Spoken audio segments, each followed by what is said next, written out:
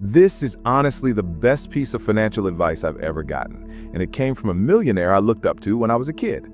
I remember being stressed out, thinking, there's no way I'm ever going to afford the life I want.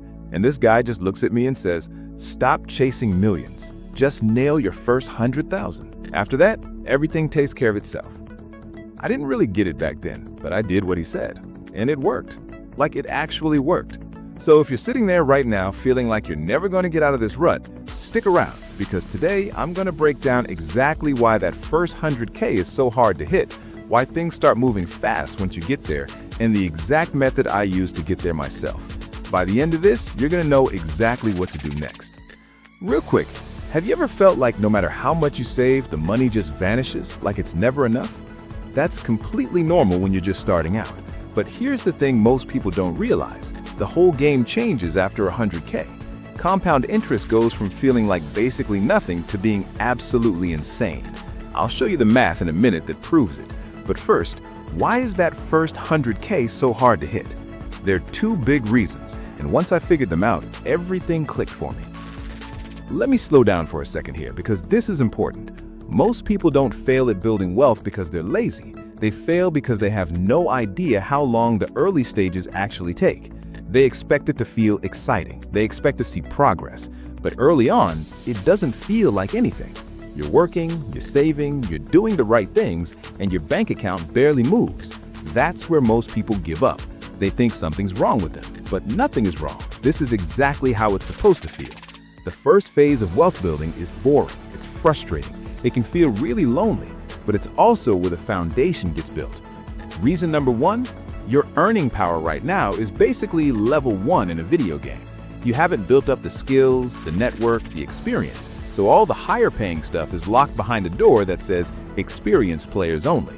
And if you're Gen Z, it's even tougher. Studies show you guys have about 86% less buying power than boomers did at the same age. Housing, education, everything costs way more compared to what people are actually making. On top of that, older people are staying in their jobs longer, which blocks off promotions for everyone coming up behind them. But here's the flip side, and this is actually huge. The internet completely levels the playing field. Most boomers can't build an audience online or start a side hustle to save their life, but you can.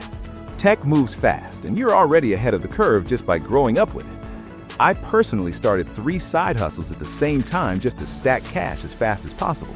Brutal hours, no vacations, no new clothes, just pure discipline. But it built momentum, and momentum is really the key word here. At first, discipline feels forced. You're saying no to stuff that everyone around you is doing, but over time, it just becomes who you are. You stop even asking yourself, should I save or spend? You already know. And that shift alone can take years off how long it takes to hit 100K. Because once discipline is automatic, you're not relying on motivation anymore. You're just moving. Reason number 2, your snowball is just too small to actually go anywhere yet. Compound interest is incredible, but only once it gets going. Here's an example. Say you invest $10,000 in an S&P 500 index fund at the historical 7% real return. After 5 years, you've got about $14,000. That's $4,000 extra over 5 years. That's snail pace. And that's exactly why early on, it's all about how much you personally are putting in, not what the market does. But once you hit 100K, watch what happens. If you're investing 10K a year at 7%, going from 0 to 100K takes about 7.5 years. But 100K to 200K? That only takes about 5 years.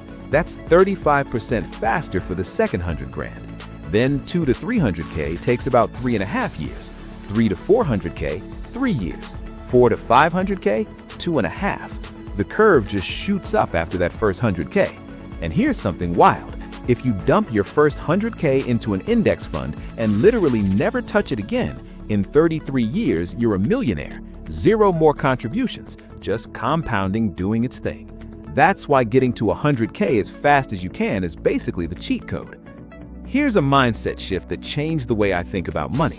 Your goal isn't to look rich. Your goal is to become unstoppable. Spending money just to impress people slows you down. Keeping your money working for you speeds everything up. Every dollar you save and invest isn't just money. It's future time, it's future options, it's future freedom. Once you start seeing it that way, impulse spending just loses its grip on you. So how do you actually get there fast? I put together a simple framework called growth that took me from zero to where I am now. Let me walk you through it. G stands for gain control. Get a budget going. And I know that word sounds like a prison sentence, but think of it more like a GPS. It just shows you where your money is actually going. Figure out what you need versus what you want. Find out where the leaks are. R is for root your investments. Start small. $250 a month in an S&P 500 index fund at 7%. Over 40 years, that turns into about $656,000. And here's the crazy part. $536,000 of that is just free money from compounding. You only actually put in $120,000, but you have to start early. Don't wait until you're 60. O is for optimize your taxes legally. Tax avoidance is smart. Tax evasion is jail. Those are two very different things. Start a side hustle around something you actually enjoy doing. Deduct the expenses, gadgets, tech, whatever applies. I did it with my radio control shop. My son does it with video production. The government will basically fund your hobbies if you set it up the right way. W is weed out debt. High interest debt destroys your snowball just like hot sun on snow. Write down all your debts, attack the highest interest rate first, make extra payments whenever you can. Getting out of debt is rocket fuel on the way to that first 100K. T is tap additional income. Over half of Americans have some kind of side hustle now, even people making over 100K a year. More income means more investing, bigger snowball, faster progress. And H is heightened self-discipline. This one's the real currency. Resist the urge to upgrade your lifestyle every time you get a raise. Grind now, buy your freedom later. One more thing that most people don't talk about. Progress isn't going to be a straight line. Some months you'll save a ton, other months barely anything. That doesn't mean you're failing. Consistency beats perfection every single time. Missing 1 month doesn't kill the plan. Quitting does. Wealth gets built by people who just keep going, even when it feels like nothing is happening. And if you're early in your journey right now, don't look at where someone else is and compare it to where you are. Don't compare your chapter 1 to someone else's chapter 10. Everyone who ever made it past 100K felt exactly the way you're feeling right now. Confused, impatient, doubting themselves. The only difference between them and everyone else is they didn't stop. If this hit close to home, don't stop here. In the next video, I get into something pretty personal. $500,000 in net worth. Can you actually retire early on that? Or is it just a number that feels good but doesn't actually get the job done?